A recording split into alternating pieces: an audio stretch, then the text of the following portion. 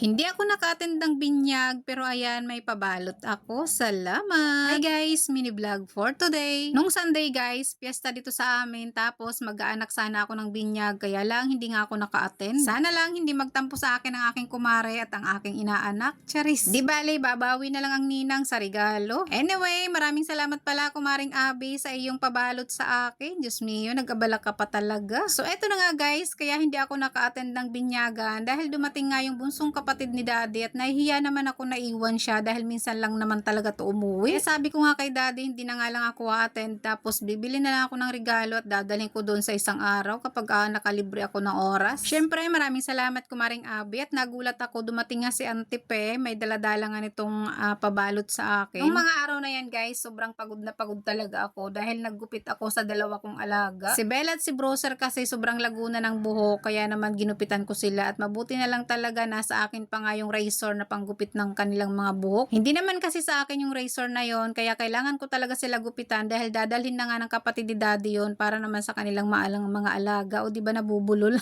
Sana soon makabili na ako ng sarili kong razor para naman magugupitan ko nga sila anytime. So anyway guys, wala kaming handa, kaya ayan, meron mga nagbibigay naman sa amin mga kapitbahay na ulam. Tulad na lang yan guys, napakasarap ng luto niya, kaya naman maraming salamat sa nagbigay. Ito guys, yung magdaddy, wala silang planong kumain, at nung ako'y kumain ako, ayan, tingnan nyo naman sila, talaga namang napakagulo. Hindi na talaga ako makasolo ng pagkain, hindi kagaya nung dalaga pa ako, charis. Ngayon, kahit sa kape, lagi akong may kahati, Diyos ko day talaga naman. Pero alam nyo ba guys, mas masarap kumain kapag ganito. Alam mo yon, yung parang agawan kayo sa pagkain.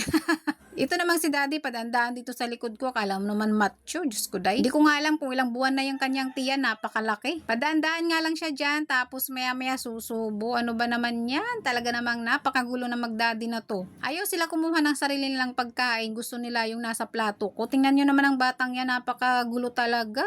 At yung matamis na yan guys, galing yan doon sa kumaring Abby ko, napakasarap niya. Yung isang matamis na ubos na. Si Adriel lang umubos, Diyos mio.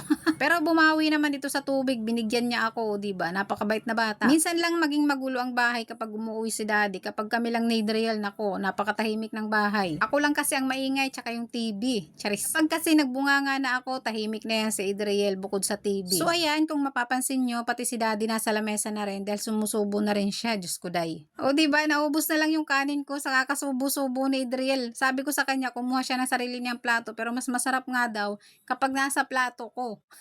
Ano kayang pinagkaiba noon? Parehas lang naman ang pagkain ng kakainin namin. Nung ako'y nananahimik sa kwarto, tahimik din sila. Sabi ko, bakit kaya tahimik ang mga tao sa labas? Nung dumating kasi si ante, ayan, bigla nang nagkagulo. Tapos maya-maya may nagbigay ng ulam. Kaya sabi ko, kakain nga ako. Si ante naman hindi kumain, nagkape nga lang siya. So paano ba yan guys? Hanggang dito na lang. Bukas ulit. Bye!